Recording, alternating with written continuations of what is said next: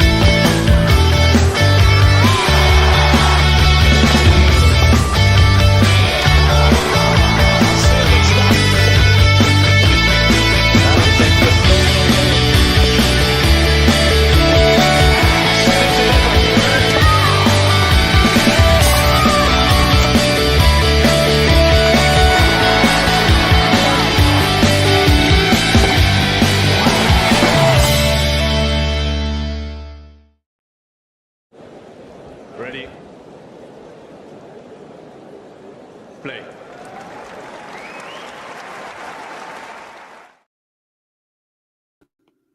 Welcome, guys. Yeah, first watch along of 25. I don't know. Was there one, Edgar? I have no idea. Actually, I mean, it doesn't feel like we've had any off season because the next gen finals were just 10 days ago. Every single day during this short break, I had like a podcast to record, an article to write. So yeah, honestly, I don't feel like we've ever really left tennis behind, but it feels good to have it like properly back. Why isn't the match starting, Marco? I mean, it's literally starting just now. They were warming up. It's like 20 seconds to the end of the warm up. So in about a minute, the match will be beginning. So don't worry. Anyway, yes, on the screen you have the head-to-head between Casper Ruud and Tomas Machac. Two pretty memorable matches, actually. Australian Open a few years back. That was when Machac was like not really at the main tour level yet. And he did give Ruud a run for his money, I would say. And then, of course, Geneva last year. That was the final after Machac defeated Djokovic in the semis, and Casper won that in straights. A less entertaining, but also a relatively decent match, I would say. Big D from the P. Wow. Ghosty, Merry Christmas to you as well. Wesołych świąt. I don't know if I wish the death of NATO, but sure, if you want to. I feel like that's actually, for Poland, NATO is pretty important in terms of our safety in the world, and yeah, just making sure that what happens to Ukraine doesn't happen to us, for example. But anyway, today we're not going to be talking geopolitics. We are here to talk about Casper Ruud and Tomas Machac, who are now taking the court. Of course, this is the second match in this United Cup clash. This is also the first match in this group, which also contains Poland, one of the favorites for the title. Norway is a very weird team because you only have Casper Ruud, really. However, Ruud Eikeri, it's not a horrible mixed doubles team. So basically, if Casper is able to get them to mixed in every single match, they will have some chances. Ulrika Ikeri is obviously a very fine doubles player. She's actually made some big upsets, right? Do you remember that one against Krejcikova Siniakova in Australia, in fact, which at the time was just like monumental. So yeah, it's all about Casper and like his ability to get Norway to the mixed here. Because if he does, it's possible for them to win. It's possible for them to beat Machac and Muchova, or I think there's also like Rikl, right? But probably Machac would play with Muchova. It's kind of weird that the mixed isn't like more of a strength for the Czech team, but they haven't brought Krejcikova, they haven't brought Siniakova, and they basically haven't brought their biggest WTA doubles stars. So that's why. But Machac Muchova, that would still be a pretty decent team. So my assumption simply is that if Casper can get Norway to the mixed, then it becomes more or less a 50-50. And well, that's his job now. Of course, at the number one singles spot on the ladies' side, Norway has Malin Helgo, who is last year you remember her inspired performances against Caroline Garcia, Donna Vekic. Less so against Arantxa Rus, I think. Kind of ironically, Arantxa Rus was the one that put her away the easiest, and then Garcia and Vekic were the ones that struggled. But today against Karolina Muchova, of course, it was a 6-2, 6-2. You might also know that this is like happening at a pretty late hour for us in Europe. For me, it's 2:22 a.m. And the reason why I still decided that I can watch this match is because I figured, okay, so Muchova is going to just beat Helgo easily. And of course that happened. Not going to lie, actually, I was offered to do another match, Fritz Auger-Aliassime in the morning, but I was like, no. I literally laughed in John Silk's face, if you could laugh in someone's face in a text message. And just said that, no, I'm going to choose another match. I think in the morning there are better matches too. I would love to watch Bencic Paulini, and I hope I will be able to, at least some of it. Anyway, Casper Ruud just kicked off with a super quick hold, and I think he's won 5 points in a row now, as Machac misses his, pretty much the first aggressive forehand he was able to play in this match. It's a nice serve. Casper blocks it in. I like that dig from Machac, but the point keeps going, and he has a smash off the baseline, which he lands in the net. So this could be a very good start for Casper if he can just break here. 6 points in a row, I think. I don't think he lost one in his opening game. And he was really just slapping very good serves and demolishing whatever came out of it, really. Well, it's not a great start for the Czech team here. But now can Machac finally get this point to a close? Casper defending with the slice, now getting to that topspin backhand. He's on top now with the forehand. Trying to keep it that way, but I guess at least he's gotten it back to neutral. Once again, throwing in the slice. It's not the best, as we know, but so far it's doing the job, although it's actually Ruud at love 13, that very long rally, who makes an error. Gasquet did not retire. Gasquet will be retiring in at the French. That was always the intention, basically.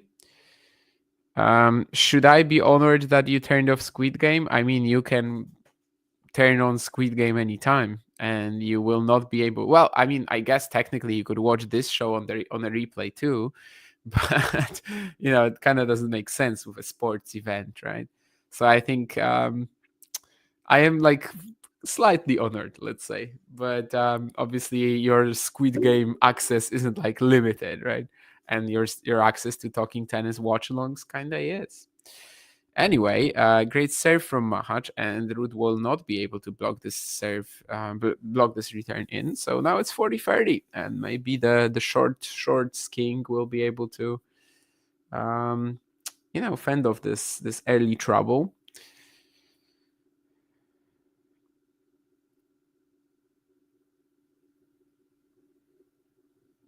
And actually, he does just that with an ace down the tee.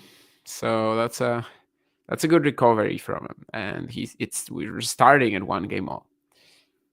Gotta like how aggressive Ruud came out in the last in the first 5-6 points, but then especially that long rally at low 30. He's throwing in these slices, which aren't really going to hurt anybody because you can see it's just super awkward. And he plays a lot more passively right there. So let's see if he's going to maintain his serving form at the very least, which in the opening game was extremely strong. And, well, he starts with an ace out wide here. So, yeah, Casper tends to start the season well, I think, just like the first event. And then it all comes to a crash around Australia. We've seen that already. Although, of course, last year, first half of the season was actually brilliant. It's just Australia. I think he would have expected to beat Cam Norrie in the third round there. Would that be end of the line against Zverev? I think so. So I think fourth round was probably his max in Australia last year. This time, of course, he will have a better seeding, so he can basically hope for a quarterfinal run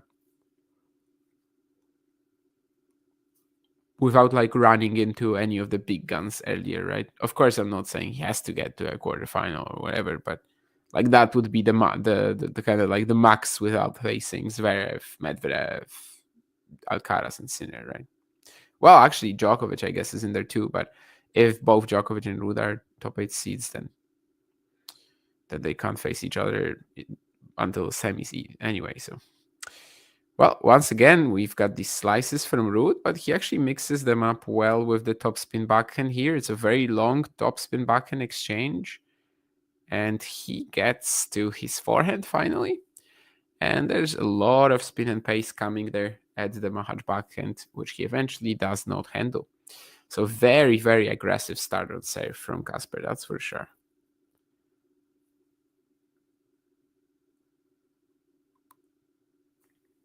$18 shots. I wonder how long the low 30 point in the previous game was. Perhaps even more influential in how this match has progressed so far. Anyway, serve down the tee. Can he close out the game right away? It's not going to be that easy. Now they're into a long forehand cross-court exchange, and Machac tries to go ballistic on the forehand. You might remember his Shanghai run from last year where he was just like killing forehands, literally. Honestly, I mean, he was probably going for a bit too much. You remember all these jumping forehands. But yeah, he was committed to try to make it. To try is the key word, I would say. Oh, wow. Plenty of comments. Let's see. Let's see what you guys were saying. Ruud is going to romp tonight. Jake feels very American.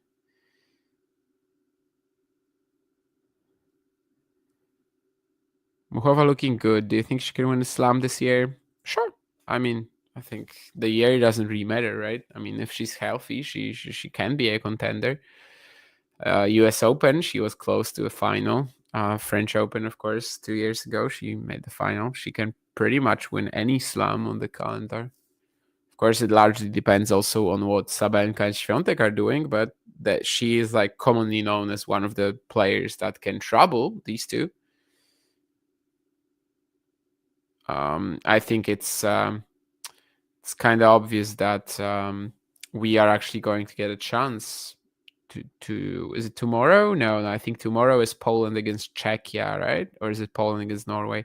I don't remember. Anyway, Poland starts tomorrow. But during this event, we're going to get Iga Świątek against Karolina Muchova. So that will be pretty cool.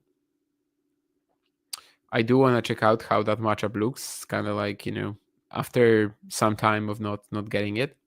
And of course, Muchova had a fantastic win against Sabalenka just now. So in fact, maybe she's one of the few who can beat these players if they like really get fired up and get to a Grand Slam final, demolishing everybody else. That's a solid assumption. So, but yeah, I think the chance is there. She's not like guaranteed. I wouldn't say that her chance is more than 50%, but she's definitely in contention if she's gonna be healthy the entire year, which was always the problem. Fritz Coco tomorrow? Yes, they played doubles together at the Olympics, right? They definitely played doubles once. Might be a slam rather than the Olympics, but they played mixed doubles once, yes. Casper should never slice. I mean, it looks horrible, but he used it pretty well in one of these points in the previous game. just like, to break up the rhythm a little bit, and in order to get a bigger hit on the next shot. And it worked fine. Just like this cross-court forehand from Machac worked pretty fine, and he's back at 15-all, but you can see already that his games are a little more entertaining so far, which isn't exactly what you want. Cruz Hewitt, yeah, I'm following that one too a little bit. 5-2 against Brandon Holt.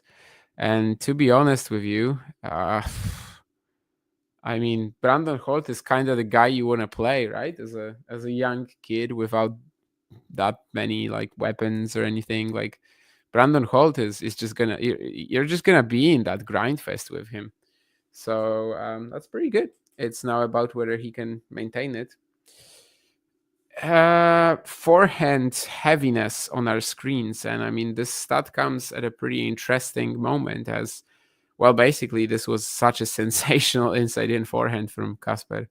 I mean, no one plays the inside in from the, no, okay, maybe not no one, but like, yeah, to run around and still find that winner from that position is insane.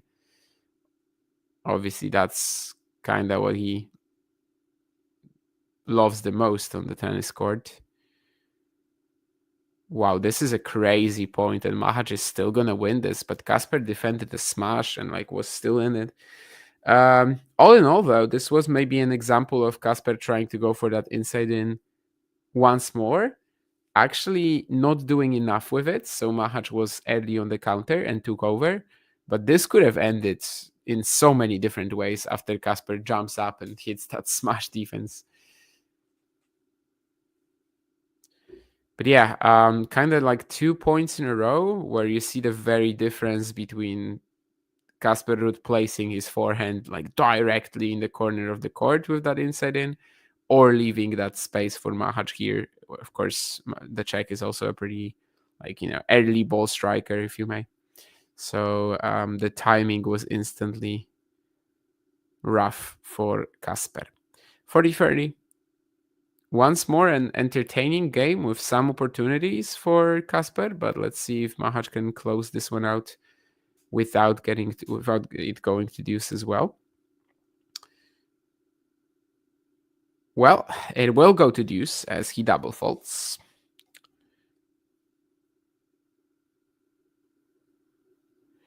Coaching Langmo is funding most of his career now. Seems strange a player like Langmo could pay so much. I mean, it's surely not of his tennis prize money winnings.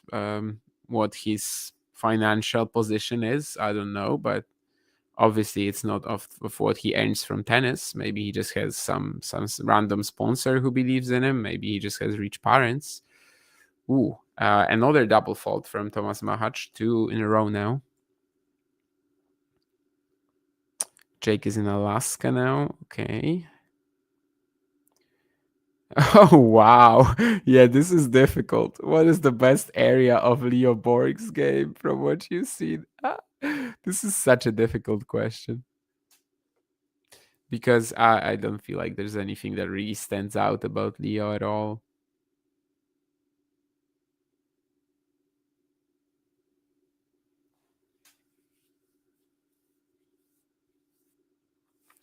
Just one of the many, many, many players on the Pro Tour who just do everything well, but nothing exceptionally well. And I mean, it's so tough to break through like this. Oh, this was an opportunity for Casper here to break, of course, after these 2 double faults from Machac. And he was instantly on top of this point now. Fires that inside-out forehand just a little long. But I mean, yeah, it's clear so far who's been the boss of this match. And it's not a player sponsored by Hugo Boss, as Matteo Berrettini is not at the United Cup, or Jacopo Berrettini, or Taylor Fritz, but it's actually Casper Ruud thus far. And especially on serve, of course, it's been very easy for him to take over, but even in these points, he's very often the aggressor. Well, he wasn't the aggressor here, but Machac is just a little bit late to that slice get from Casper, and has to play an uncomfortable volley. So it's going to be another breakpoint for Team Norway.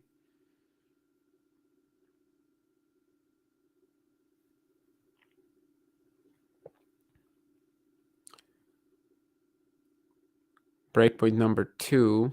First one, Casper had a good shot at it. But now Machac just gets the first serve in and the +1 forehand in. It's nothing, sensational. It's nothing groundbreaking.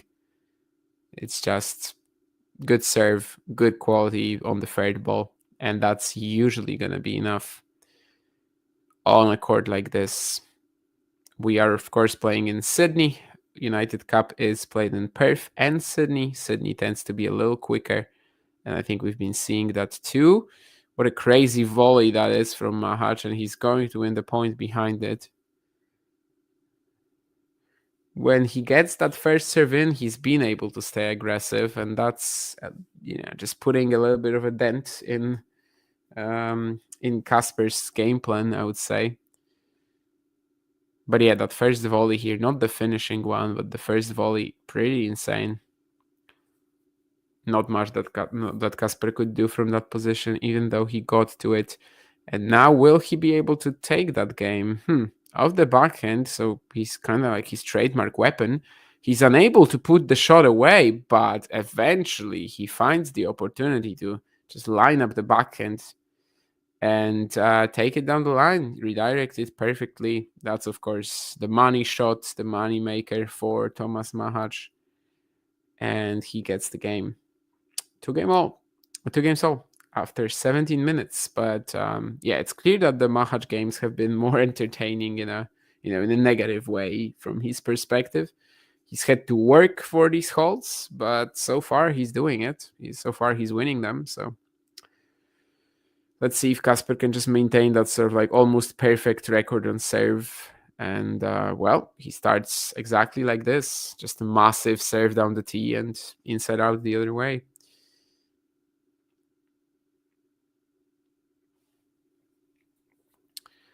I think some of what Casper lost in the second half of last year was exactly that, like, aggressive edge. And I mean, truthfully, he's not a defender, right? I mean, you can see that slice. You can see how the backhand also sits up quite a bit. He really cannot afford to let other players boss him around. And, we have to see it. Game plans like this from him again this year. But now Machac is on the offense in this second point. However, he'll drive that forehand way long. Kind of felt like he was just like, not decisive enough. He was just looking to play it into the other corner, but then made the last minute change. It is kind of funny how the Czech bench is so wide, but then Norway is just a few people. I think Norway is literally the least they have the fewer. What am I talking about? I mean, they have just 4 people on the team is what I'm trying to say. Of course, plus the captain.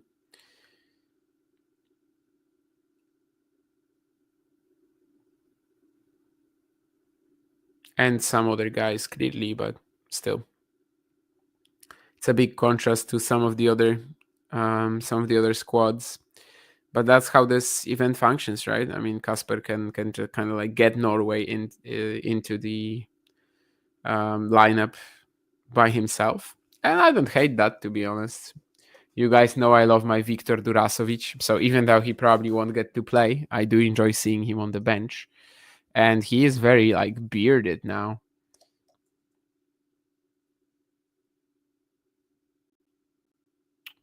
Yeah, Cruz Hewitt is playing the Canberra qualifying with a wild card. Let Brandon hold 5-2, but he has now been broken back.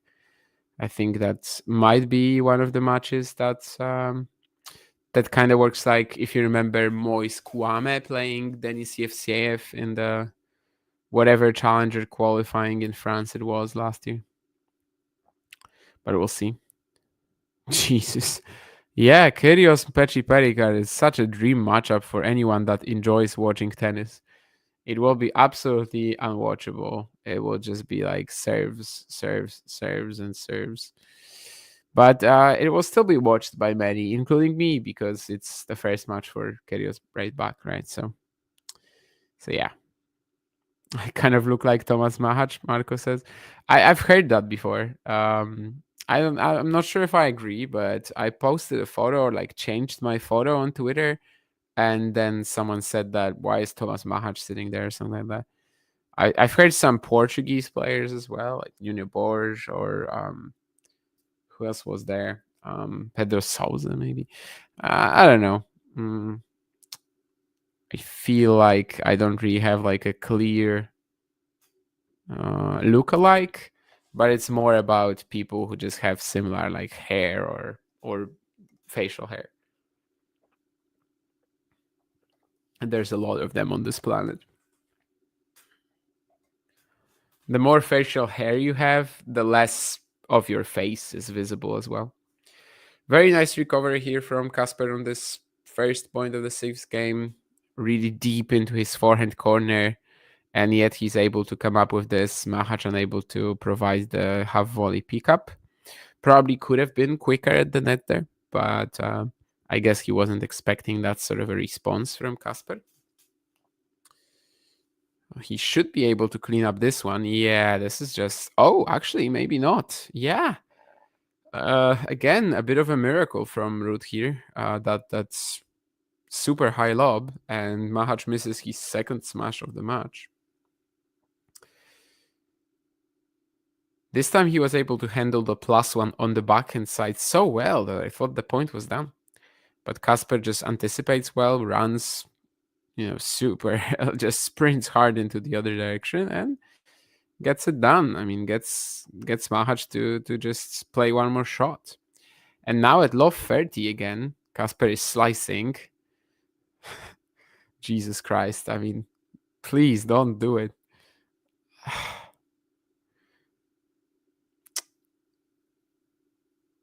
Oh, wow. And Tomas Machac goes for that jumping forehand that I was talking about earlier.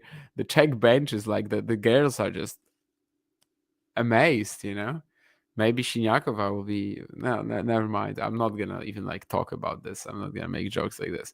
But anyway, 168 kilometers an hour on that jumping forehand. What a ridiculous mindset that guy has, like, to go for this. And it was the same in Shanghai.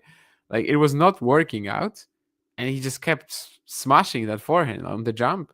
He didn't care. He like literally didn't care. I don't know. He wasn't playing this on the Challenger Tour. I don't ever really remember him hitting these jumping forehands. But around Shanghai last year, he just had an epiphany of sorts. And yeah, low 30 here. He goes for one. And now after a couple of good serves, he's 40-30 again. I mean, this set is just like first 6 games are identical. Casper is winning all of his deliveries like so easily. And then against, on Mahac's serve, you've got like low 30, 15-30, some opportunities for Ruud, but he's unable to take them. And eventually, probably we get to a 3-all. Yeah, we get to a 3-all tie.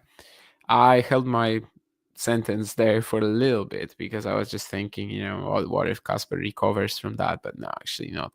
So anyway, 3 games all, and the pattern continues. Ruud is just blasting through his service games. Machac has to work for it, but then there's like that one point where Casper has a shot.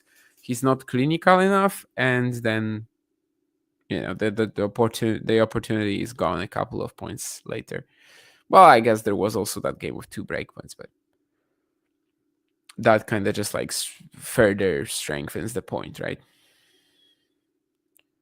And now we'll see if that 7th game will provide any new story for us here.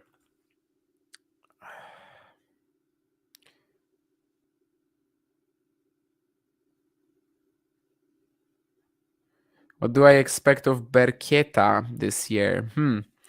I think that just getting like his first ITF title, doing better in these challenger appearances, because if you remember last year, he only used 4 of his 8 accelerators, and most of them are horrible. But also the ankle injuries just kept him on clay way too long. So basically, I would like to see him playing some challengers. I'm not even sure if indoors, maybe just like outdoor hard would be a good call for now. And yeah, just be competitive there. Of course, start playing a little smarter. Like, I'm pretty sure Berketa at some point will develop into a very good player. It's just, the tools are, well, there, but he's just smashing the ball and doesn't really care, despite being a very intelligent player of the court. So yeah, maybe just like first really impressive professional runs, not necessarily at the challenger level. I'm fine with ITFs. I think kind of like similarly to Hurkacz, for example, this is a game that develops. I think this is a game that takes a while, but yeah, the easy power, like the acceleration is absolutely elite. So eventually he'll probably get there. Wow, that's a tweener from Machac, frontal one. It's a lob, but Ruud is going to be able to put this away. Machac was just like saving himself with that shot. What are the numbers next to the players' names? What do you mean? Is it here? Yeah, on our screen. Okay, so it's the seeding of a country. So Czechia was seeded 8th and Norway was seeded 15th. That's just how they show it on like the United Cup website or wherever the live scoring is coming from. I did not watch Felix against Chorich. I was not. Yeah, I mean, I didn't think that was going to be an entertaining match, so I didn't watch it. Anyway, for free now. Hi, John. Yeah, is John Reed the Canadian John? Great two-handed backhands are just not that exciting if a player does not have another great shot. We had that conversation a while ago, right, Keen? And I know that your buddies from the Changeover podcast said it was a horrible take.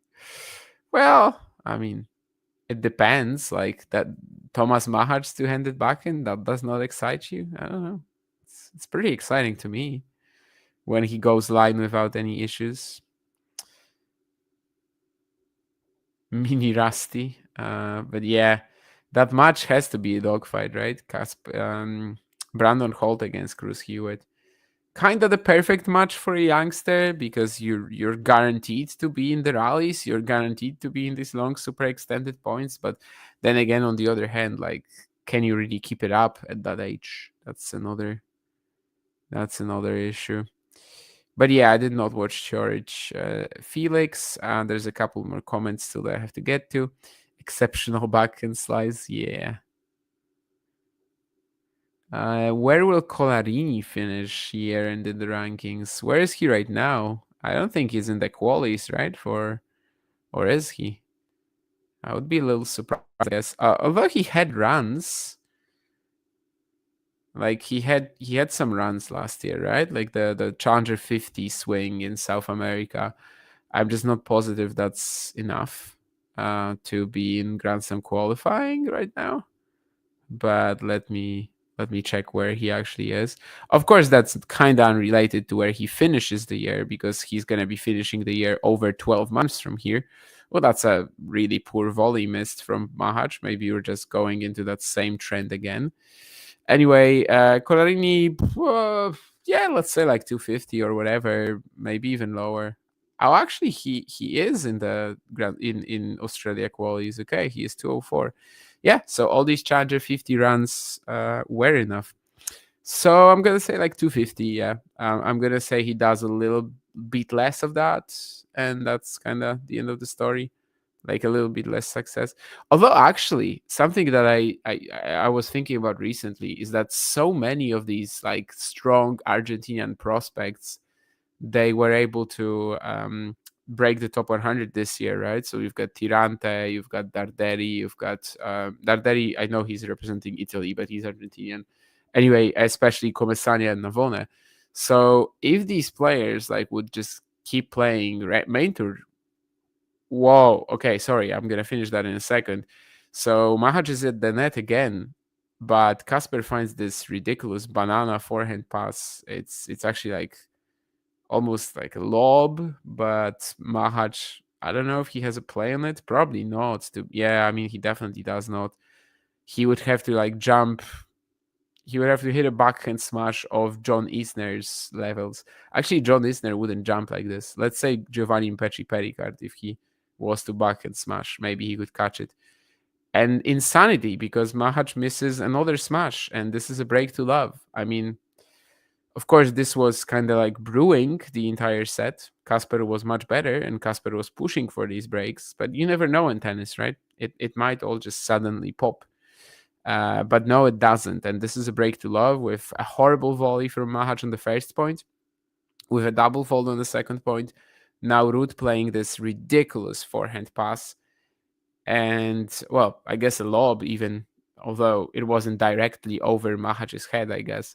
But anyway, yeah, tough to say what that shot was, but it was pretty fantastic. And now also this, well, just one more point where Casper extends the rally by hitting it so high into the air and being able to get that smash error from Machac for the third time in this match. And by the way, this is a backhand down the line from Ruud that kind of looks like Tomas Machac hitting a backhand down the line. And that's a compliment, no, not gonna lie. That is a big compliment when you say that you redirected that backhand like Tomas Machac. I kind of struggle to relate to it because, you know, I have one hand there and everything. So I guess for me, it would have to be a different example. But I think if someone tells you that you hit this one like Tomas Machac, you're like, wow. Well, on this one, he wasn't as brave. I think Tomas Machac just won a point with a left-handed half volley, but let me see it on replay. If they show me the replay, I mean, it wouldn't be the first time, to be honest. This one I've seen him doing on the Challenger Tour quite a lot. It was a left-handed pickup, yes. This is already like a classic Machac shtick, to be honest. I mean, shtick is, of course, a very hard one here. Like you know, okay, of course, yeah, he knows he has that shot in the arsenal, you know, but from time to time we've seen him do it. I remember one against Filip Pelivo in Kozerki, for example, or also there was this one last year on the main tour. Who was that against? I don't even remember now. But you know, he's done it in even these sort of matches before. So I think by now you probably aren't shocked that Tomas Machac is able to produce a shot like this.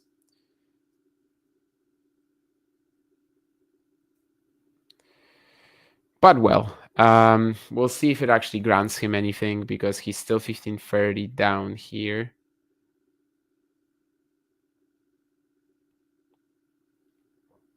Going for that backhand line, but Ruud stays in the point. Machac crushing his forehands cross-court, but Ruud is still there. Just defending very well. Eventually, though, the pressure from Machac is enough, so it's 30-all now. This is a pretty good game after that previous one, which was a total flop from the Czech. We have some really nice points from both players. Of course, Casper earlier showing he has that backhand down the line redirection as well. But now Machac is kind of, well, probably his best rally of the match. I don't think that's particularly controversial. So 30-all, and it's also the first game on Ruud's serve where he's actually in it, and like he's you know, he's not pushing for the break yet, maybe, but he forces Casper to play that pressure point for the first time on serve. Let's see.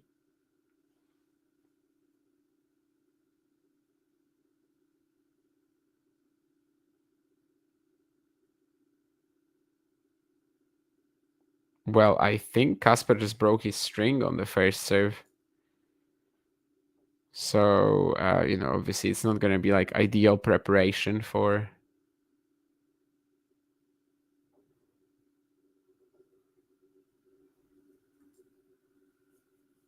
the next serve. And in fact, he's going to double fault it now. So that's a break point already.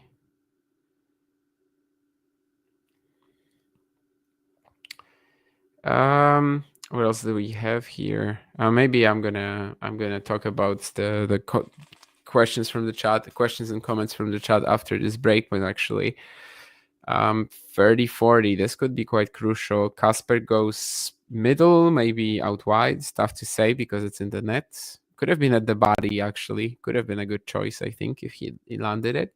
But it's a second serve now. And, well, it's kind of tame. So Machac will definitely be in this one. Trading cross-court backhands is actually Machac who decides to switch it up. The forehand cross has been his friend so far in this game, so I don't mind it. But he just overcooks this one. He was a little bit ahead, but didn't really have an idea how to take this one. Oh, and this is a great example of why the pressure points 1 stat is an absolute it means nothing. Machac leads pressure points 1 12-4. And that's because he was in trouble in all of these service games, right? But of course it's Casper leading, so. Did he just miss that though? Yeah. I mean, Casper just overcooks his +1 here, and this would have been surely his point. Can't hate the idea to wrong foot Machac here. He definitely had enough time. But it's gonna be a second breakpoint for the Czech.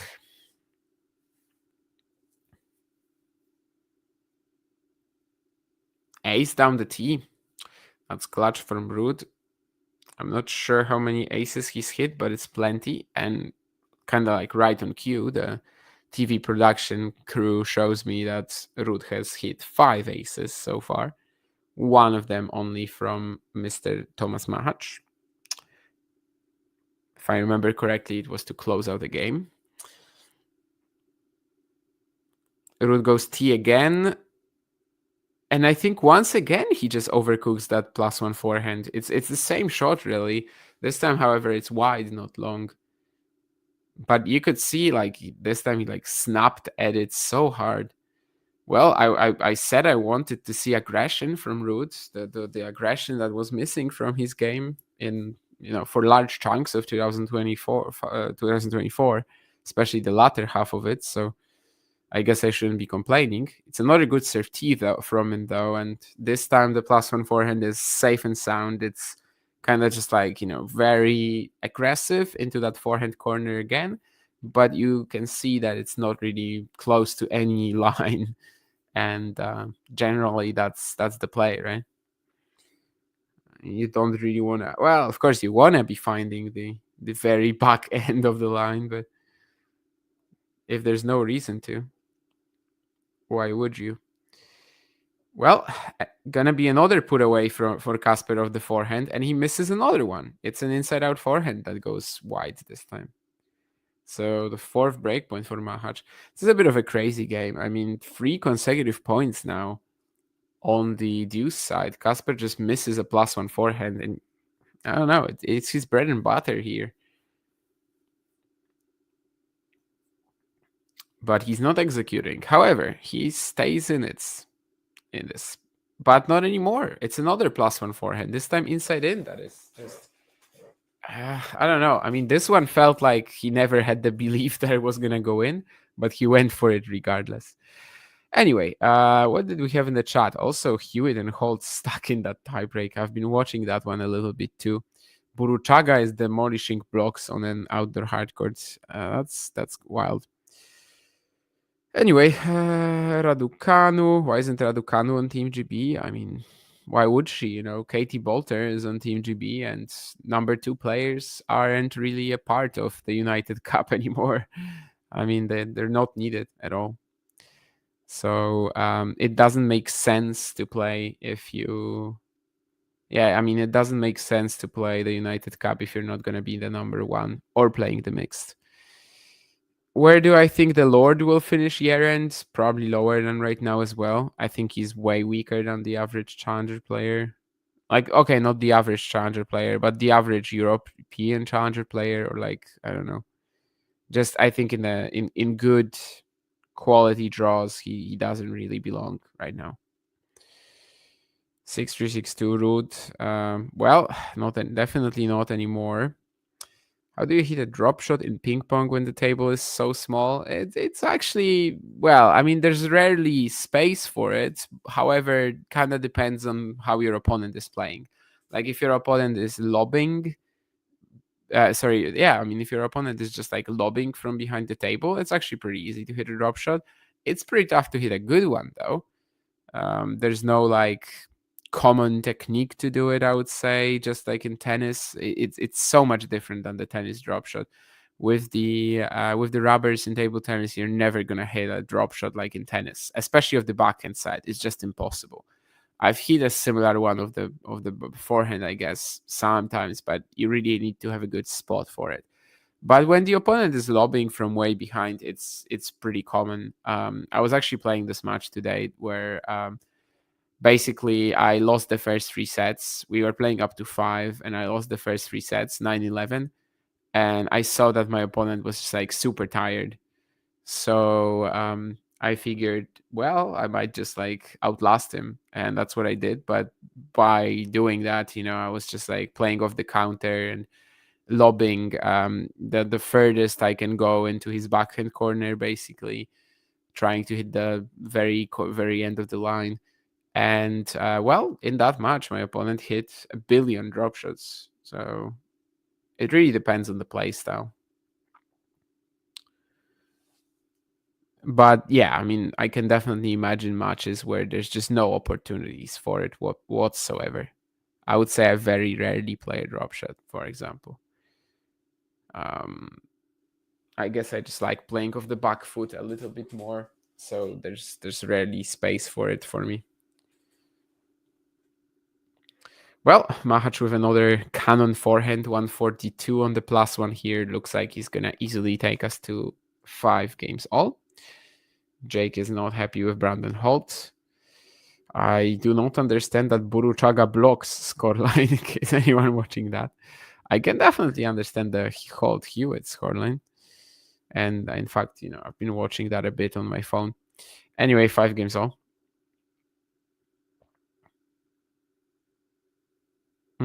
I still got fond memories of her French Open runs. Oh, Kruger. No, US Open run, I mean Kruger. No, Raducanu. Okay, yeah, I was thinking like, what? Kruger had a US Open run?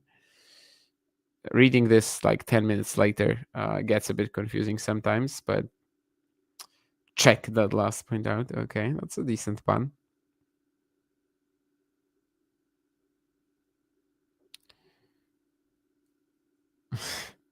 Nah, I mean the shorts that Tomas Machac is wearing, Ghostina. I wouldn't pull that off. No, I'm not a big fan.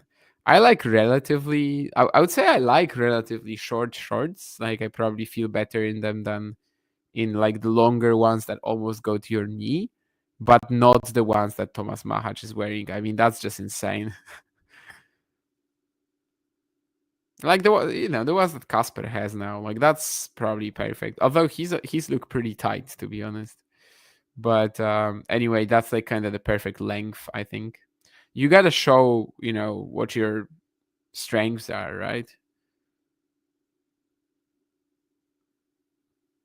So I'm fine with shorts like the ones that Casper has, but the ones like Tomas, no, that's not for me. Sorry.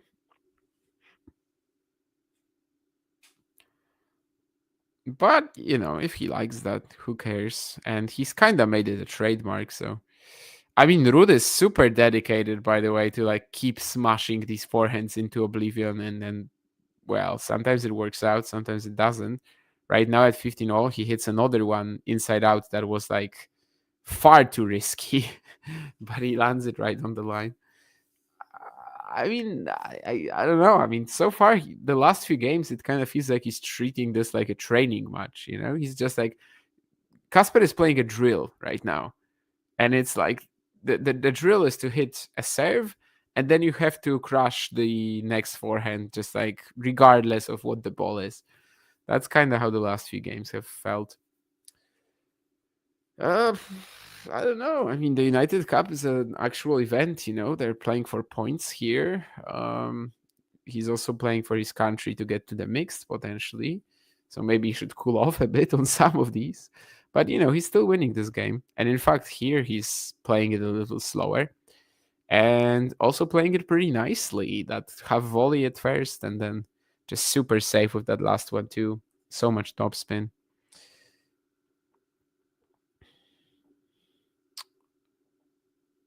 Yeah, there were some WTFs in the chat regarding Casper's game at what was it? 5-3. And well, I don't disagree.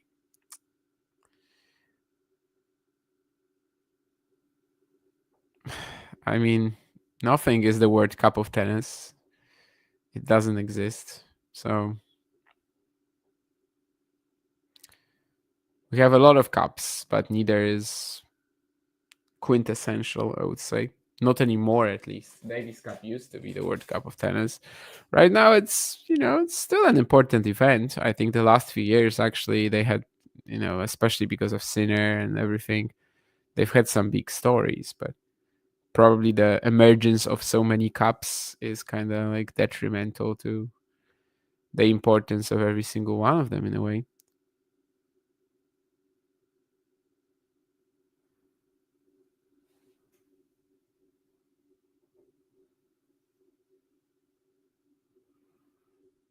Cruz Hewitt, by the way, what a backhand. I mean, he actually missed it, but that was sick.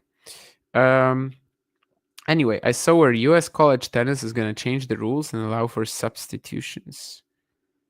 Ghosty, honestly, I would have to know more about the college tennis format and how exactly that is supposed to work. Like, is it in every single college match where you have the the 1 versus 1, 2 versus 1, and etc. until 6 versus 6? I don't know. Yeah, I mean, I just don't feel like I can say anything because I'm not a college tennis observer. Like my college tennis knowledge is non-existent. Besides, oh, this guy was at this school, and that's it. So I don't really know how that is going to like play into the format of college tennis. I don't feel like I can be the judge of that.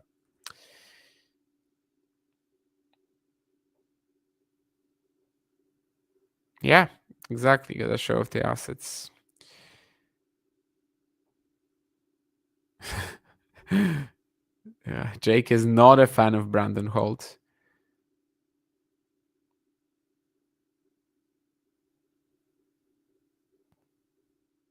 Definitely not.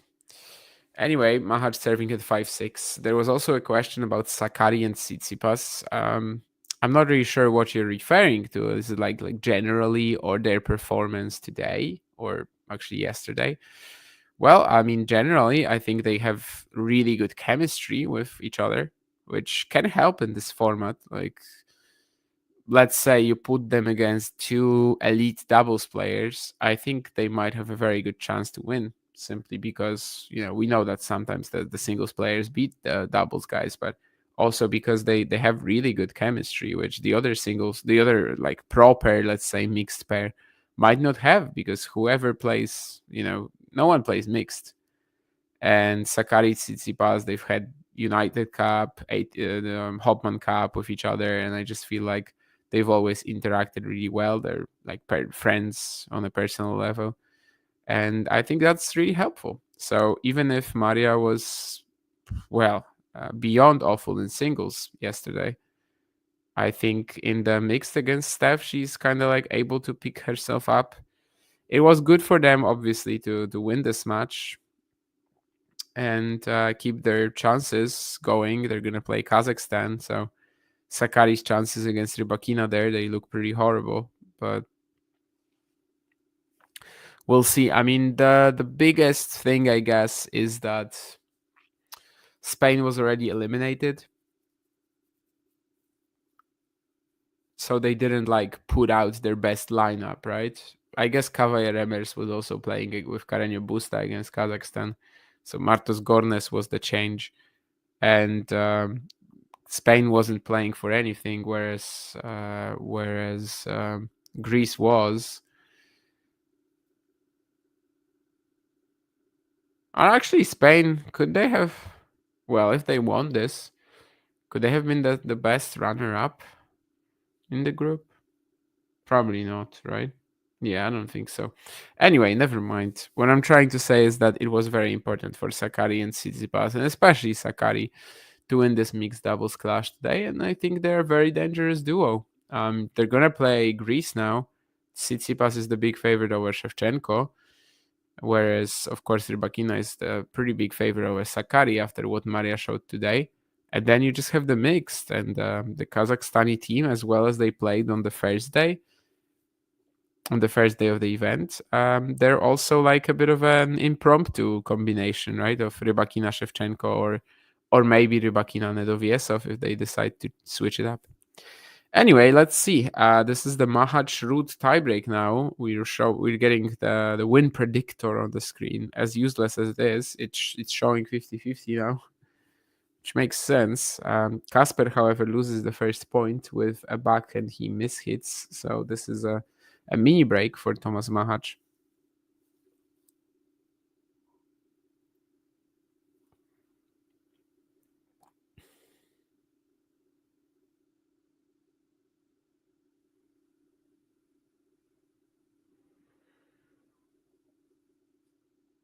A longer rally on the next point. Machac is kind of like always on top, but struggling to gain the critical advantage.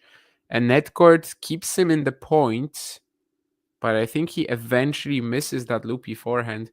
This is kind of the Casper Ruud shot. Ruud would have made it right on the baseline. The ball would have just... Yeah, exactly. As you can see on the close call, just like 1,000 more more RPMs. Of course, I'm laughing about the 1,000, but like 200 more RPMs, and it's probably in play. Anyway, the mini break has been restored. It does feel like since that 5-3 game, this has really evened out, and maybe even in Mahac's favor, right? Casper isn't playing that weird game that he had, like where, yeah, literally it looked like a drill. Where at a practice session you're serving and then you're just trying to smash your forehand as hard as you can because it's a practice session.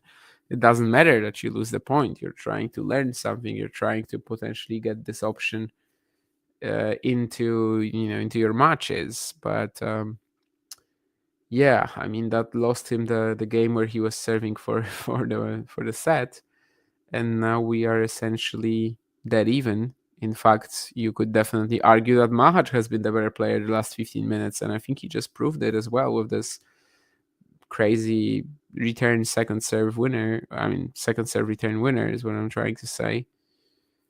Was this like a little too much into his strike zone from Casper? Probably. But also a good reaction from Machac to go for it. Casper, however, finds a nice serve to get us to 2-3 and just keep himself within touching distance of the Czech.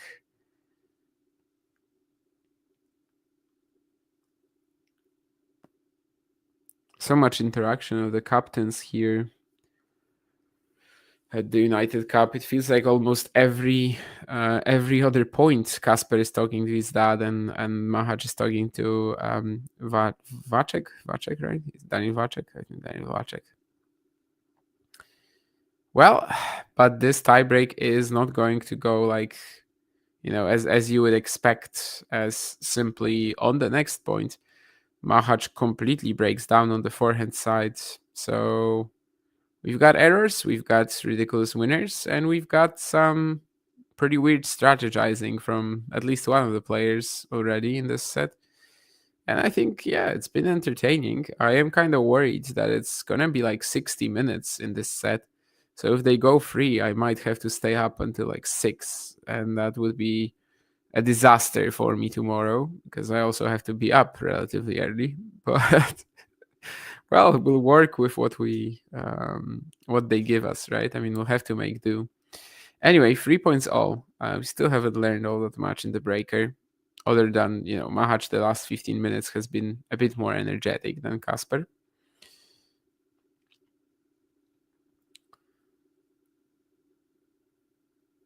Now it's Ruud's turn to go for a pretty big return, but it wasn't quite big enough.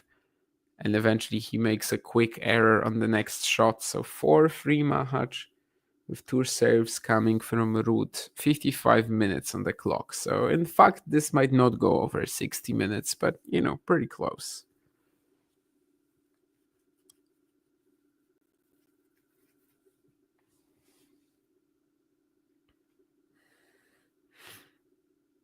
Tries to go for a huge serve out wide, Casper, but he's just gonna miss that.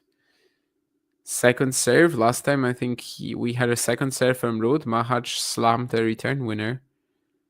Well, not this time. Casper has an opportunity to go backhand line. He doesn't fully take it, but he's still on top of this point. However, Machac should be able to recover. Yes, indeed. Casper went to the net, and that first volley could have been better. I think the approach shots, I want to say the approach shot, but we can actually say approach shots. He was kind of working his way towards the net pretty slowly, and the approach could have been better. Some good agility as well here from Ruud, from Machac.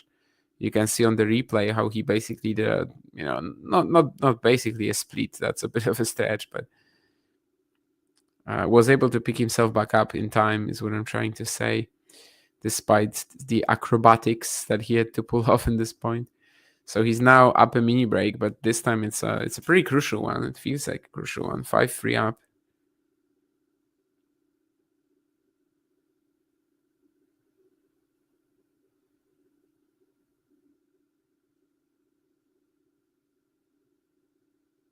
Casper wrong footing Machac again. And the Czech tries to go for a nice counter cross court. It's going to be just wide, I think. Asking for the close goal to be shown. Of course, that's not going to change anything. We do have the Hockey Life system here, as we're going to during the entire season.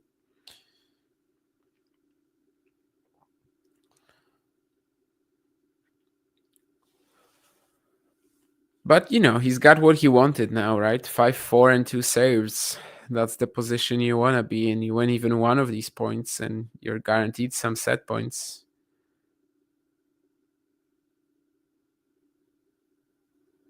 Hunting the out wide ace, but gonna miss it. Casper moving backwards for that second serve return. And Machac tries to go for a big kicker. However, it's a double fault. So, 5 games all. 4th double fault of the match for him. I think he hit 2 in a row earlier in the set. Casper just one of them so far. And after almost an hour, we are stuck at 6 games all, 5 points all, 58 minutes on the clock. It all comes down to this. One of these players will have a set point shortly. Will Machac make his second serve this time? No, another one of them. So I think he's now hit 5 double faults, including 2 in back-to-back spurts, if you may. And from that 5-4 position, when he was 5-4 up and had 2 serves in the breaker, he hits 2 double faults. And now it's going to be Ruud with his set point on serve. This match is like a kaleidoscope.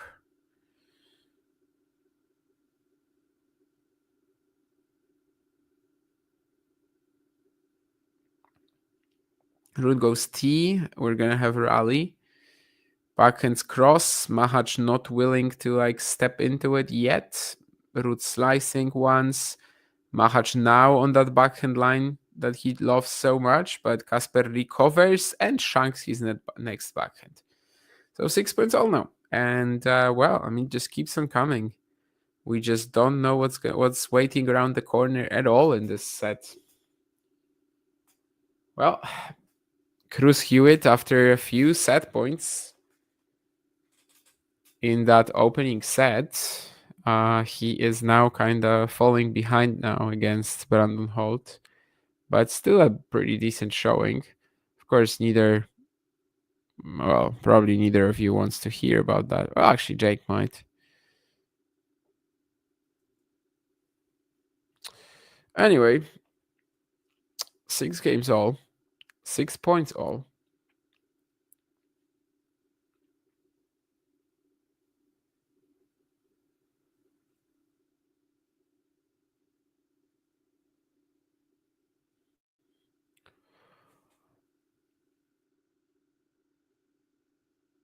Serve out wide from Casper, and that return from Machac is going to be just out.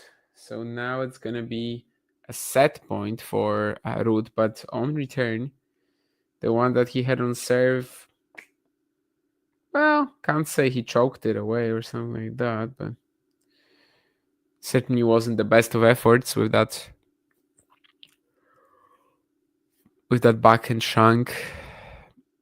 But of course, the last 2 points on Mahac's serve were double faults, so that's kind of what he wants to desperately avoid now. And you can see it because his first serve was 150. However, he's on the back foot. Kind of had to expect it, right? When he hit a 150 serve. The athleticism from Machac here is absolutely incredible. I don't understand how he picks himself back up here. But Casper makes the final volley just barely over the net. I mean, Machac could have won this point after falling over and then having to start back up. But Casper is, Casper just doesn't like lose his focus there. Because easily you could have thought, okay, the guy probably won't make it, right? Anyway, Casper doesn't lose that focus and that awareness and takes the set. Which, yeah, I mean, it was a pretty crazy set, let's be honest. I honestly can't even begin to understand it or don't know where to start analyzing it. I mean, of course, Casper had this super aggressive start, especially on serve. He was pushing for the break. Eventually, he got there. Machac was like helping him out a bit in that 3-4 game. And then 5-3, Casper just is playing that drill, right? He's literally just slamming his +1 forehand regardless of what position he's in and just going for it way too much. Well, and then Machac has his chances, especially the 5-4 2 serves in the breaker and hits 2 double faults.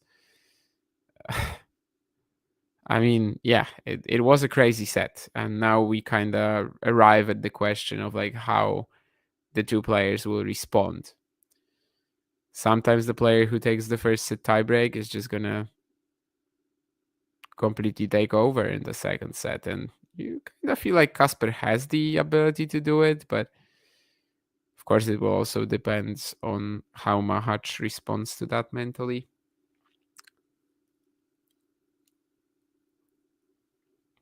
This could have been such an insane point if Machac somehow wins it. But yeah, good on Casper to kind of like keep, closing off the angle because, yeah, I'm not sure I would have been thinking my opponent can get to that forehand. No, probably not. Yeah, Spain wasn't eliminated before the doubles. I think, Swarna, you're probably right. I mean, Ghosty, yes, the players take the United Cup seriously. It's points. I don't know if they care about the money. Of course, it depends who we're talking about, but it also offers points. So, yes, they do care. Australia didn't send their best woman. It's not based on that. It's ranking. So the Australian team does not actually. If the Australian team doesn't actually choose who they send. Gadetsky is ranked higher, so she is the player that gets in. It's literally strictly on a ranking basis. Interesting question about blocks. If I could improve one of his shots, which one would I choose? And it's definitely either the backhand or the return. I wonder which one is just a bigger issue going forward. I see that he actually has 2 breaks right now with Buruchaga serving for the match. Maybe he still has a chance in that match. I think maybe the backhand is a bigger issue. Just the fact that sometimes it doesn't like hold up and doesn't have that depth. It also doesn't allow him to look for forehands, right? So like, he cannot really like hit a deep backhand into the other corner and then look for his trademark, look for his best shot. It's a big issue, I guess. Return is probably a bit more like he can probably work his way around it just by serving exceptionally well or developing that blocks return. Haha. Maybe the backhand, yeah.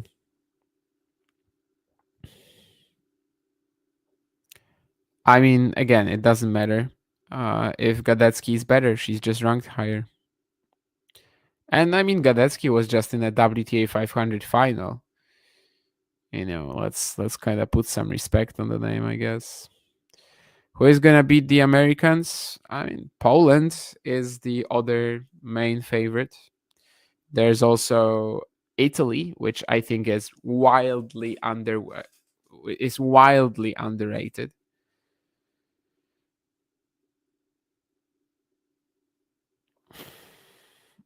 The Italian team is really strong. I don't understand why it's rated so lowly by the bookmakers. I mean, you've got the best mixed doubles pair in the event who actually have some experience playing with each other, of course, winning the US Open.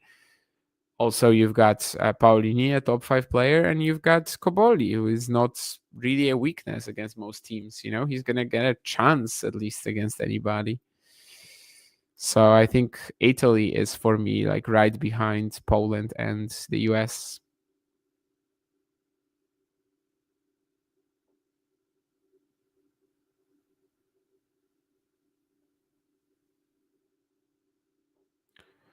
A comment on Machac's power.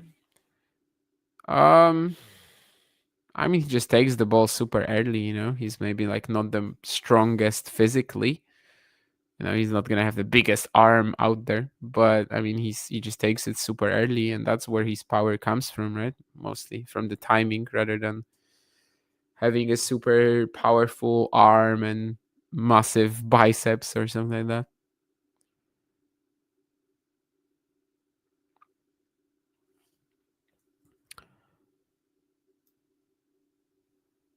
Why didn't Italy send Sinner and Spain send Carlos?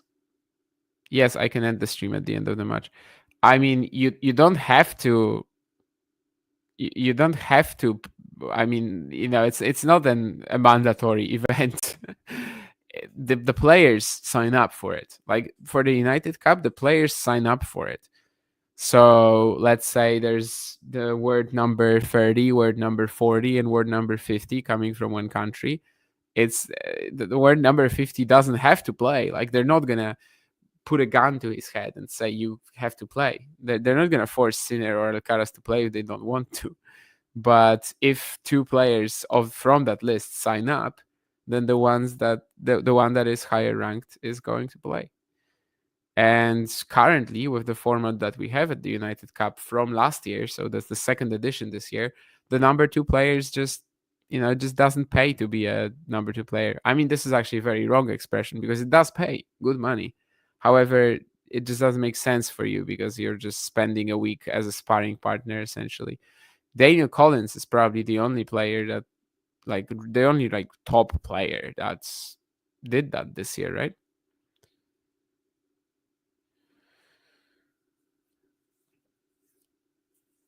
Where like she knows that she won't get a chance to play, but she's here. Whereas for the most part, you can see that there's a massive jump between the number 2s and the number 1s and the number 2s.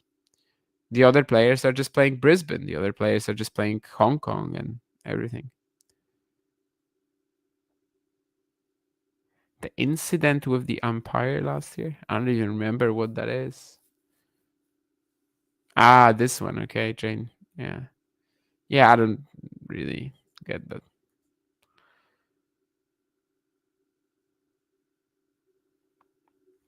Well, Ghosty, I mean, Djokovic is, you know, he used to play the United Cup quite a bit. The ATP Cup, I don't know. Yeah, United Cup last year as well. And it's just the fact that this year he chose Brisbane, which probably means that they paid him a lot of money, rather than anything else, to be honest. And when it comes to Alcaraz and Sinner, they're just not playing anything before the Australian Open. And that's also what they did last year, and it worked out fine.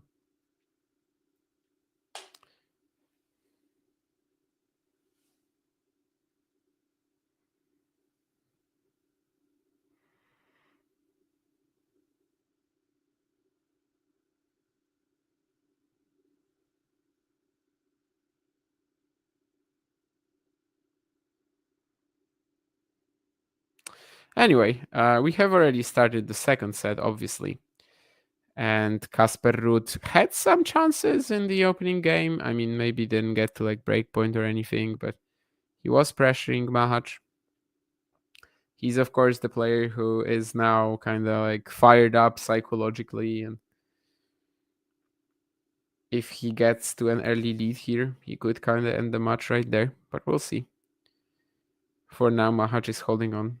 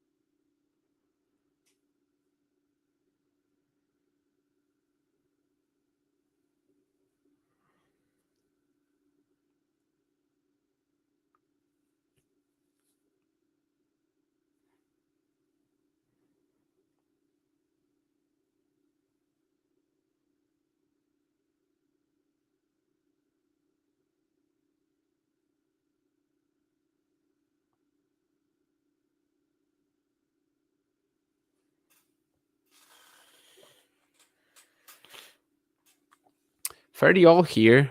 Ruud has to be careful not to go breakpoint down. Especially as Machac has been the aggressor in this point, and Casper is forced to slice, and we know that's not exactly the best shot in the world. But this forehand counter from Ruud is fantastic. So is, again, Mahac's recovery and athleticism. He's going to try to lob Ruud, but it's just long. What an insane point again. These guys are just like, throwing in random double faults every single time, like almost every single game, or like throwing in random shanks every single game. But on the other hand, they're playing rallies like this, where I mean the quality is just like leaking into from your computer screen into your eyes, and yeah. By the way, Cruz Hewitt did lose to Brandon Holt. I mean, still a good showing, I think, especially kind of like very different to the previous matches I've seen him play. Oh, I mean, yes, he had that space against Brandon, right? But I didn't know he was like such an aggressive player too.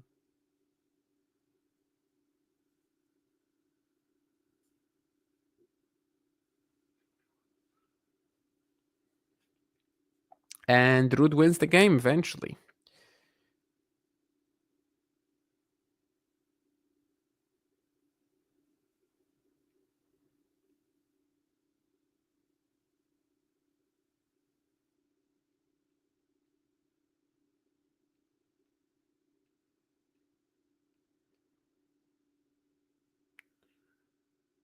Average topspin backhand RPM on our screens. Casper also 500 higher than Machac, but I mean, not that it means much, but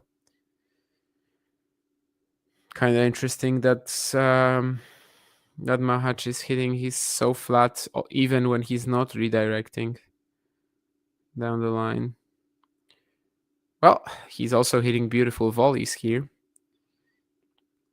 And you can see the right instincts, right? When he instantly when he sees Casper slicing, he's just like, okay, that's my cue. Gotta go to the net.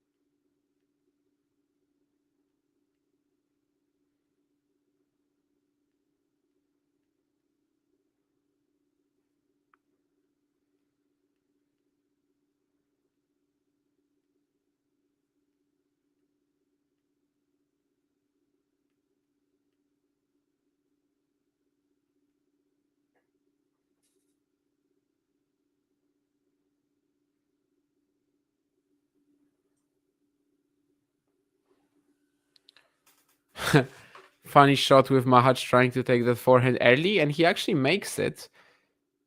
once more he has to smash, which of course in this match has not been an easy shot for him.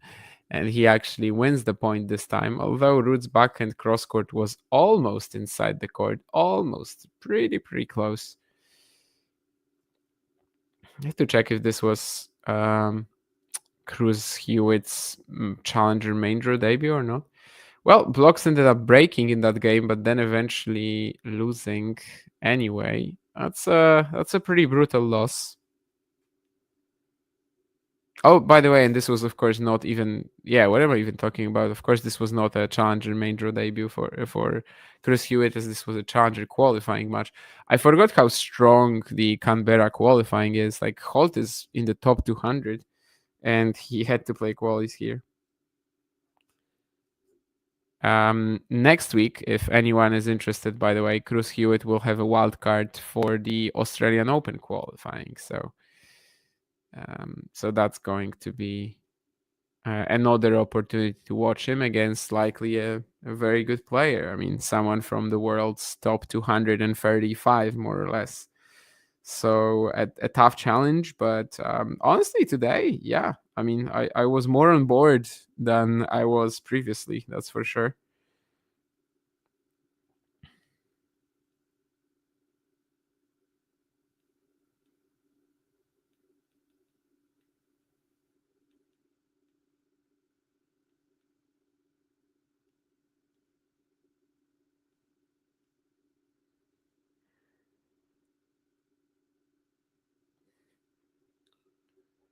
But yeah, that's it for that match.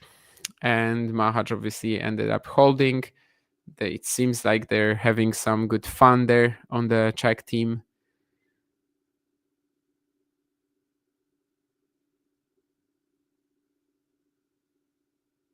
The atmosphere of these like player boxes, if you may, or rather like team boxes here, definitely one of the biggest assets of this event, especially as we actually get to hear a lot of that. I'm not right now because I'm watching this on mute while I'm talking to you guys, but generally, and also I think there's like interviews mid-match even in these boxes. I've seen them on some other matches, and some of them were quite entertaining. I like this one with Edouard Roger-Vasselin.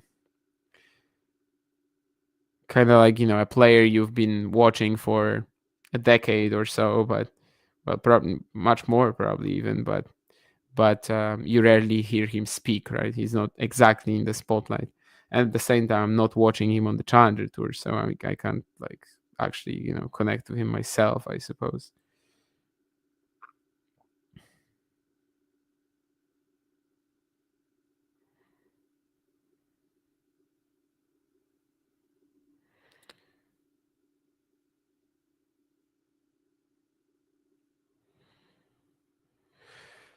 Anyway, I'm gonna get to the comments from the chat in a second, definitely.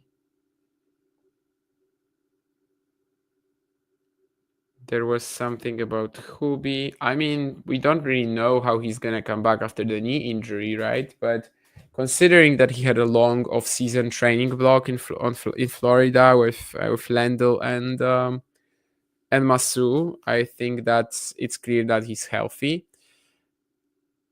It's a choice that really, like, the new coaches and everything, it's a choice that shows ambition to me. So I like that. I don't think he actually has the potential to, like, do anything crazy.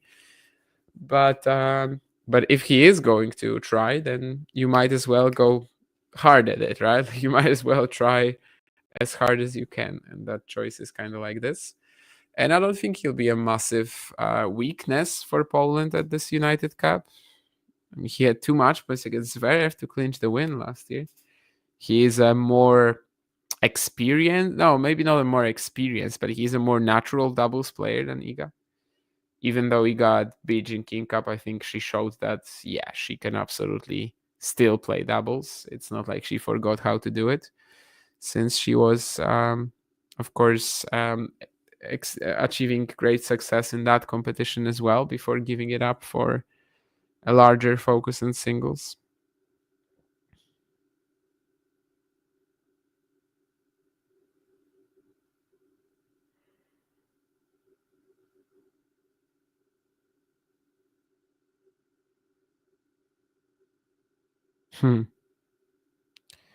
Getting over me continually throwing shade at his forehand. I mean, it's not throwing shade when it's just objective commentary, right? It's a horrible shot. It's seriously limiting his ability to make progress. You can't really, I mean, in the modern era, you kind of can play a defensive game while being this tall, but for him at least, it kind of runs out at some point. And Boynton clearly had no idea how to improve it. So I like that he is going to try, because this is clearly what they're going to focus on. I mean, if you're a new coach for Hurkacz, you gotta at least try to do something about it. That's another nice volley from Machac. He's definitely keeping a steady hand over this second set so far, and kind of the holds. Chanda Rubin on commentary just said she rates Ruud's backhand more than Mahac's. I mean, yeah, that's just her watching the guy for the first time, pretty clearly. Maybe, I mean, even after this match, I don't think I would say that Ruud's backhand is better than Mahac's, but I mean, if you've ever watched any Tomas Machac match, that's ridiculous. Well, that's a tough smash from Machac. In the opening set, he would miss that. That's what I can tell you. Honestly, Ghosty, I don't even know most of the Czech team, at least the women. Of course, I know Karolina Muchova. There's like Valentova, someone like that, and I think she might be the one you're referring to. But there's also a third Czech player, which honestly don't know who that is. Oh yeah, I should know because I watched her live, Gabriela Knudsen, or however it's pronounced. But yeah, the one that you're referring to would be like not Valentova. Valentova is another player, right? Waldmanova, yeah. Valentova is Teresa Valentova. Yeah, Waldmanova. Vendula Waldmanova is the player that you're referring to, I think. I know the men, obviously. Patrick Riek, Marek Gengel, watched a lot of them live, but I actually watched Knudsen in Kozerki at the WTA 125 too, but I guess she just didn't really, well, her face at least didn't really stick with me. The game, more or less, she was a college player too. 40-30, Machac. Anyway, yeah, Waldmanova, some Czech junior, is the player you're referring to.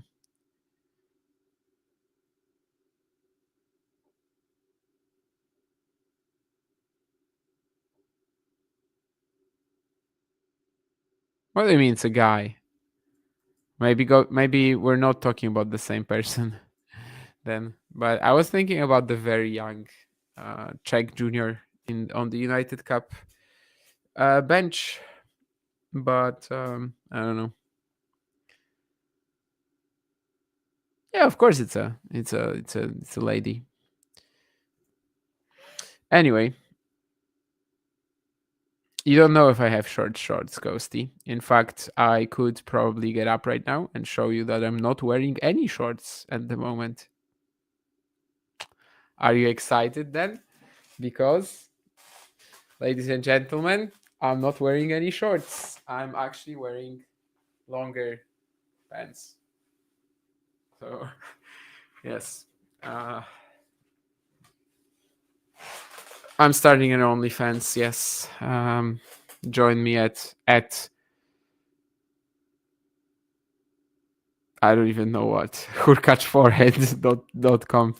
Anyway, that's, I don't even know. This is like 4 a.m. humor. I'm sorry, guys. The toughest smash is when your girlfriend just puked, but she wants to make out anyway. Wow. That's a good comment, Ghosty. I like that. Yeah. I think even at 4 a.m., I wouldn't show you that much, Jake.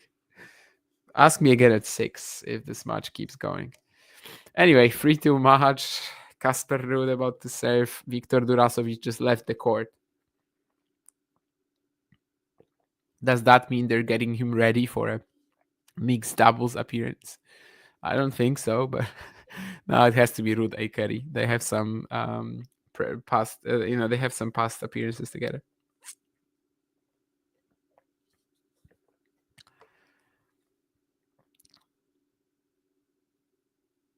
Ace out wide from Casper. I am definitely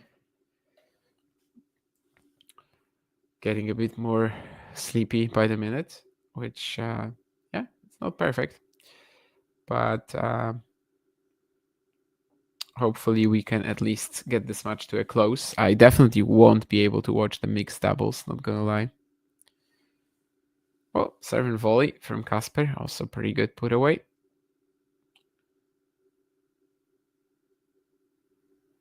I still don't understand that Buruchaga blocks result. I might have to rewatch some points maybe later, but I won't have time for that tomorrow. Definitely not. So, well, we'll see.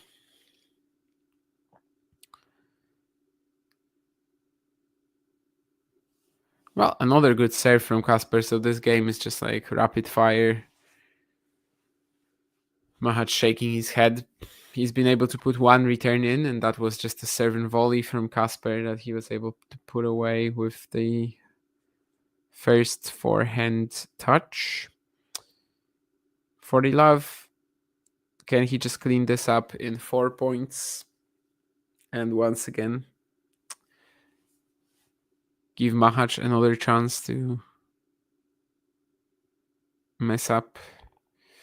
Well, maybe. And in fact, yes, although he was put under pressure by the return of the Czech initially. Handled that well, though, with that forehand counter cross court.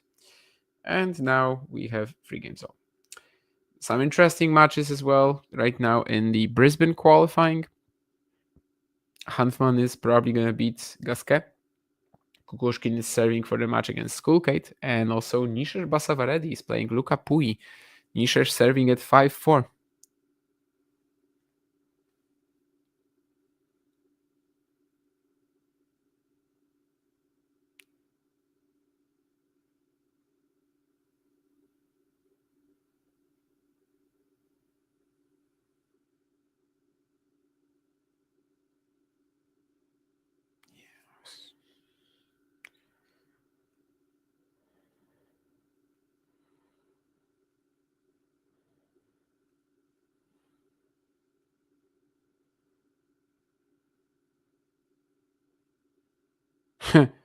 I mean, Machac is just hitting some insane volleys today.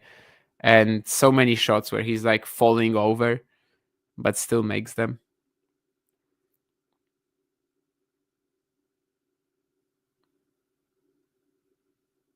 This time maybe he wasn't falling over, he was more crouching or whatever, but yeah,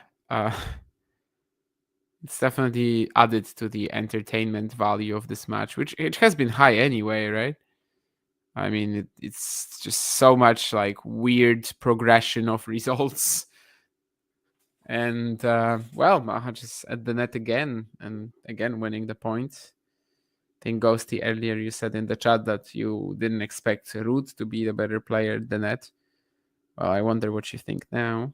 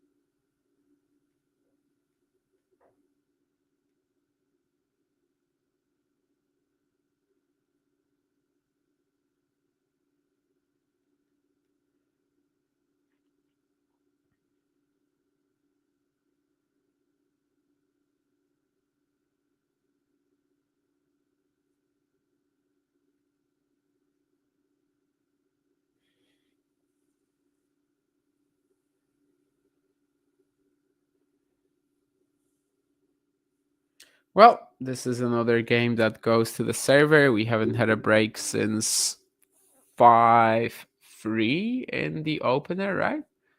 Yeah, I mean, at 5-3, of course, Machac broke back. So I guess one break each in this entire match. The second set so far, rather smoothly going for both players. I mean, Machac lost 1 point here, but then all the others, he just gets some good early aggression in and finishes it off at the net if he can. Now we're watching like a replay of one of the rallies. Is it going to be the one that Machac finishes off with the great volley and kind of plays like this 1-2 punch pickup? I don't remember which rally they're actually showing to us here. It's a good short angle on the forehand. And yeah, I think this is the one where he swoops in. Yup. Goes down on one knee as if he was proposing to Katerina Siniakova. Sorry, couldn't keep myself from this.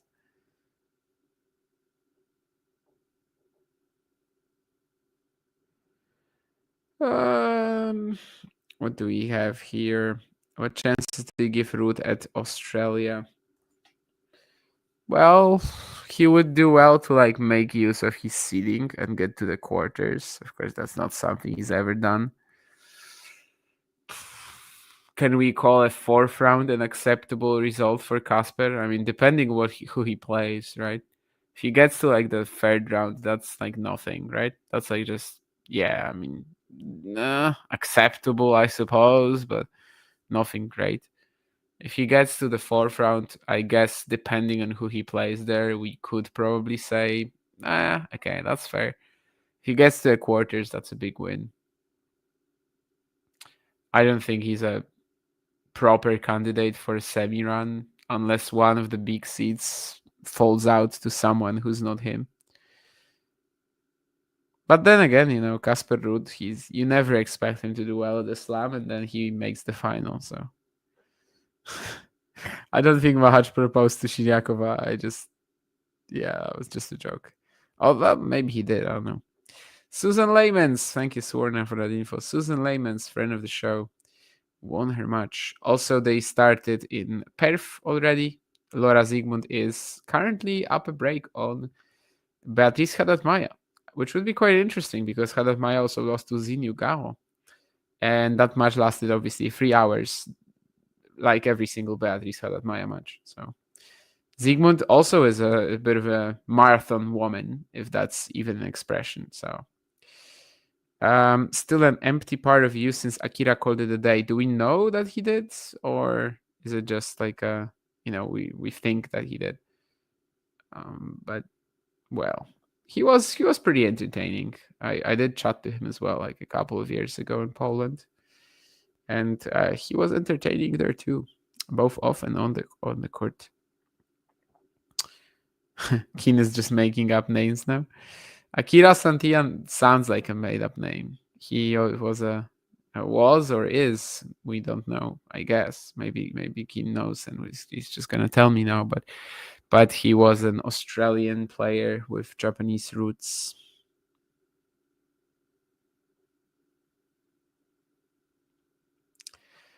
And do you still have much faith in both Segerman Trchacz and Schneider Wallner? I don't know if I have much faith in Segerman Trchacz. I think that they definitely fared well on the Challenger Tour, just like big serves and kind of that's it. But they're no Cash Patten.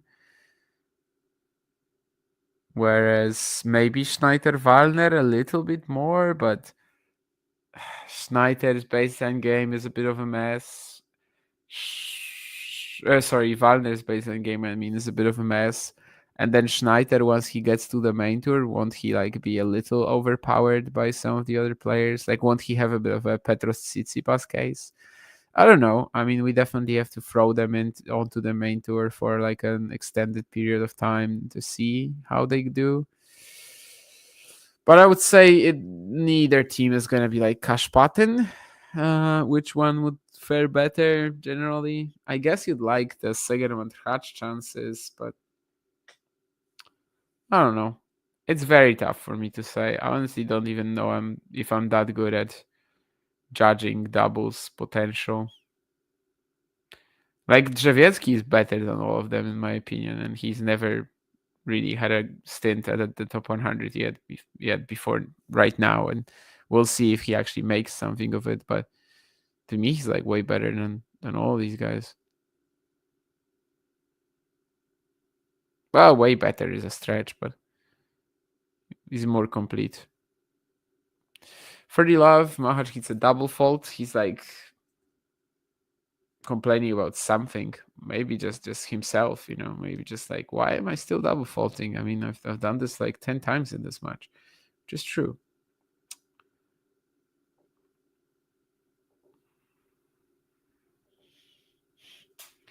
(30-15) Machac, but another good serve. So this has also been a bit of a pattern this set, where like Machac hits 2 great points, then gives Ruud a point for free, and then he still wins the game to 15.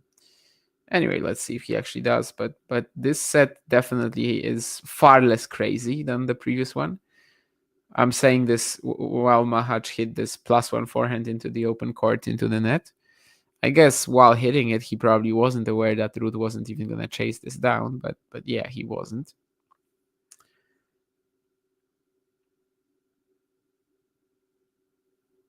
I think that's a let as well.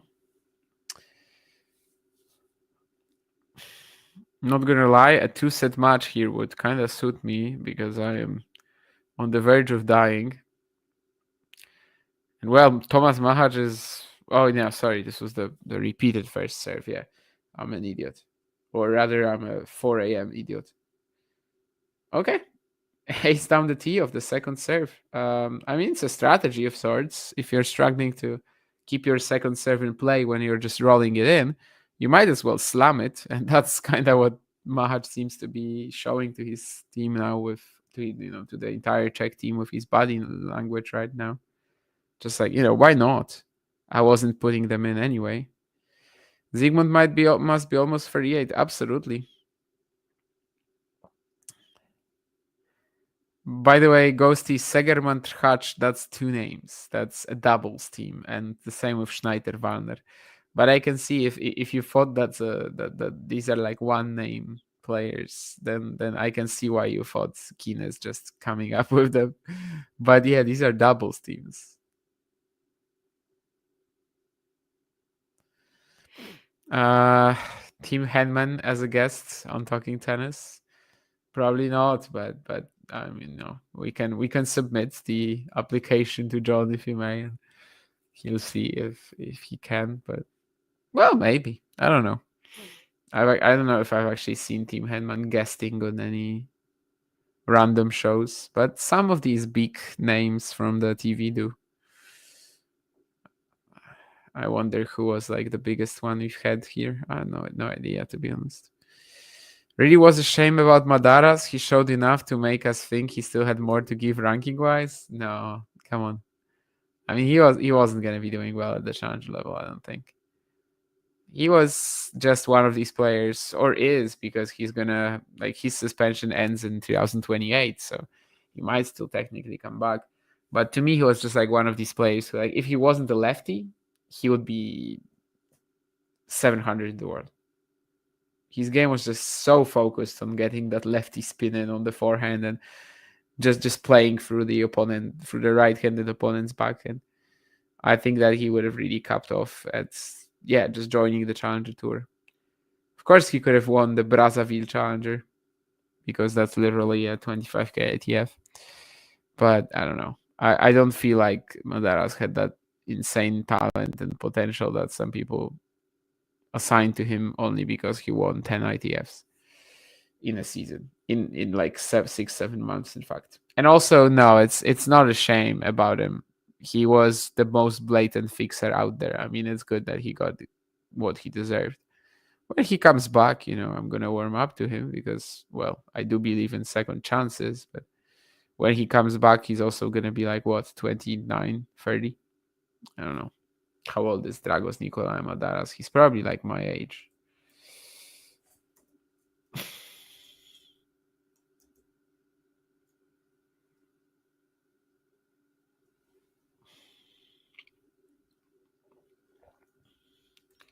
Well, Ruud is a bit under pressure here. He was love 15, in fact. But now 15-all, and of course this is the first time he is serving to stay in a set in this match. This backhand from here was just like barely in.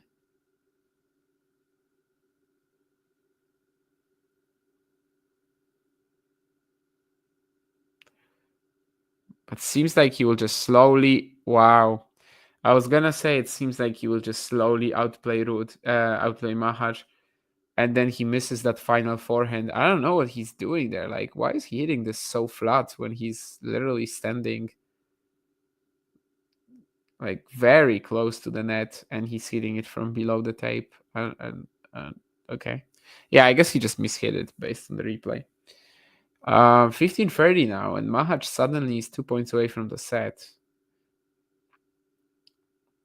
But Ruud finds an ace out wide. When I typed in Madaras, it's not even showing me Dragos Nicolae Madaras. Did he like get a ban on Google? You know, match fixers aren't going to be shown on Google from today or something like that. I don't think that's actually the case, but well, it is what it is. Casper trying to hunt for another ace out wide, doesn't make it.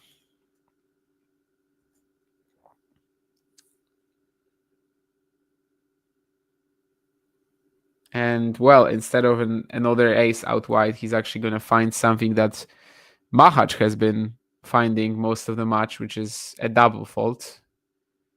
Well, this match is pretty crazy.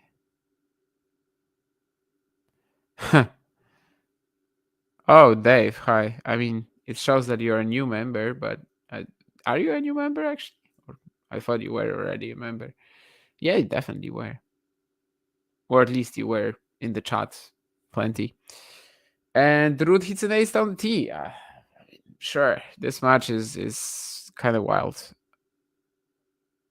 Okay, your CC expired and you had to update. Okay.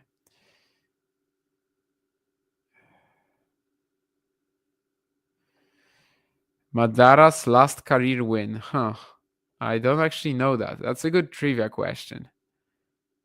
I think that's a good trivia question, but I don't know. Casper gotta make that smash, and he does. I will check that, of course, right now, because that's very, very important at the moment when Casper Ruud is trying to serve to stay in the set, and he had to save a set point. Everybody is wondering who Dragos Nicolae and Madaras played in his last match before he returns from his suspension, if he ever returns. Anyway, Casper with that beautiful slice again, floats it long. There's a lot of quality in this match, but there's also a lot of equality. The quality. I don't know. You know what I mean, of course. I know I'm kind of joking. Well, I don't know Benoit Paire's partner, just to be clear. And that last win for Madarasu for Cecchinato. Yeah, I guess it is quite ironic then. But I think Marco gave up his fixing days. Oh, I guess like Madaras. I mean, I don't think he was fixing in the last season. Anyway, back to deuce, and Casper still under pressure. Oh my, that +1 forehand. I mean, that was so loopy considering the court position. But Machac doesn't make the pass. It's a crazy match, really. I maybe it's just this crazy because I'm sitting here at 4 a.m. and whatever I would be watching right now, I would say like, wow, this is insane. Maybe that's the reasoning.